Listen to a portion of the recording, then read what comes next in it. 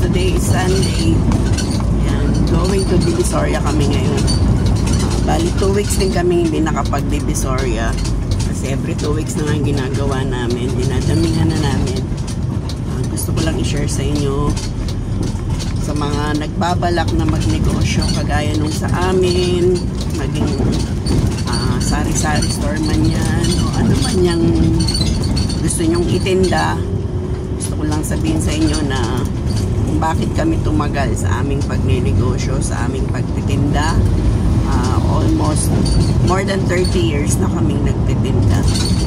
Mula nung magsama kami, tindahan na po ang aming naging source of income.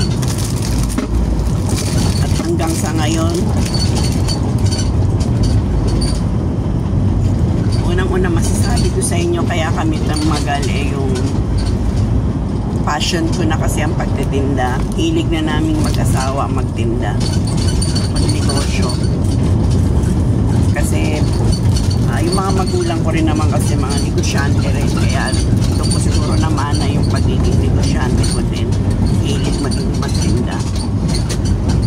Tapos ang pangalawa yung nagiging masipag, kasi kung tamad ka rin wala rin mangyayari, kailangan sipag. Tulad yan, dapat madaling araw pa kami nagising, kaso tinanghali kami ng gising dahil napasarap ang tulog at yung alarm namin ay napasarap din yata yung tulog, hindi tumunog. Ayan.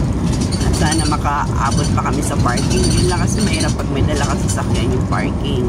Pero pag Sunday naman kasi hindi naman ganun ka daling mapuno. Kaya sana makaabot pa rin kami.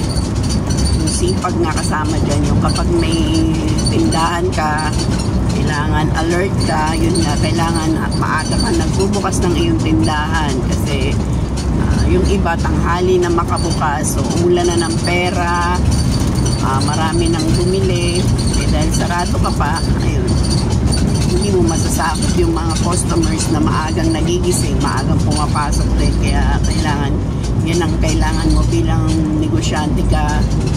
Maaga ka magising, obligado kang gumising na maaga at kailangan tuloy-tuloy yung pagtitinda mo araw-araw. Iwasan nyo yung bukas-sara kasi yung iba bubukas tapos susunod na araw hindi magtitinda. Kaya namin talagang sinisikap namin na araw-araw magtinda. Pero kapag may mga importante kaming lakad, yun, dun lang kami nagsasarado. Kasi yung pinagtitinda lang naman namin pagka wala kami yung anak namin, kaso nag-aaral pa yun, kaya hindi namin din siya pwedeng ipa full time sa pagbabantay.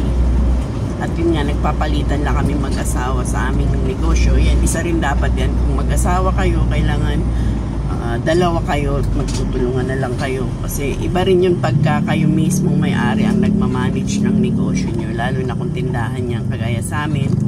Kasi hindi nyo naman namomonitor yan kung hindi nyo na-inventory.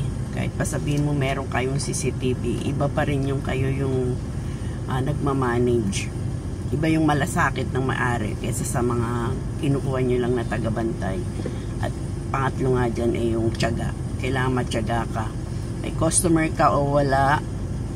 Kasi minsan may time na walang customer, lalo na yung mga patay na oras, mga tanghali hanggang kailangan matyaga ka dyan.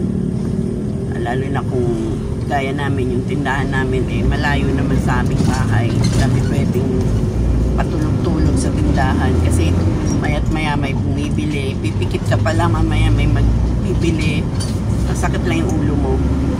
Tsaka kailangan, tulad namin din, umaga pa lang bukas na, tapos 10 o'clock magsasarado na kami, pero meron pa rin mga humahabol na bumibili. Ayan, kaya kung hindi ka matyaga, huwag ka na lang magtinda kasi baka tatamarin ka lang, lalo na kung yung mga customer din kasi merong mga pasaway, merong mga makukulit, lalo na yung mga bata sa amin. Kailangan talaga matyaga mo silang babantayan, lalo na kapag kayong sabay-sabay na bumibili. Tsaka yung paging matyaga mo yung tulad niyan, mamimili kami tapos magdi-display pa pag uwi. Ayan. kailangan gawin mo lahat yan. Pag kailangan handa ka sa pagod, hirap, tiis ka, sa mapapagod ka, huwag kang magre-reklamo kasi hindi rin naasenso ang negosyo mo kapag ka reklamador ka. Kailangan talagang doble sipag at tiyaga, diskarte. Kailangan madiskarte ka rin. Yan ang mga katangian na dapat meron ka para tumagal ang iyong negosyo. Kasi hindi rin maiwasan dyan yung mga kakompetensya mo. Kaya kailangan magaling kang dumiskarte para magaya man nila yung paninda mo, yung diskarte mo, hindi nila kayang gayahin. Kagaya dun sa amin. Dalawa na yung tumaya sa atin. May kabilaan pa, pero pag obserbahan mo, lalo na kapag labasan ng mga estudyante, sa amin lahat din yung pumupunta. Kasi matagal dahil sa tagal na naming nagtitinda, kaya maraming pumupunta sa amin dahil suki na. Kaya kailangan suki-suki lang din yan kapag loyal, maraming mga loyal na customer. Kagaya ito sa amin, marami loyal sa amin. Medyo maliwanag na dito. Dito pa lang kami sa may Espanya. Kaya yun lang, wish ko na magkaroon kami ng parking space. Ayan lang guys, muna ang aking masasabi sa iyo. Mabibigay na tips para sa mga gustong magnegosyo, yung mga shout out sa mga OFW na nagsasabi na kapag nakauwi na sila dito sa Pinas, magnegosyo na lang din sila. At yung iba naman, marami na yung nagre-resign daw at magpo-for good daw sila sa pagtitinda at gagayahin daw nila yung negosyo natin. Okay lang po yan, basta nasa malayo lang po kayo.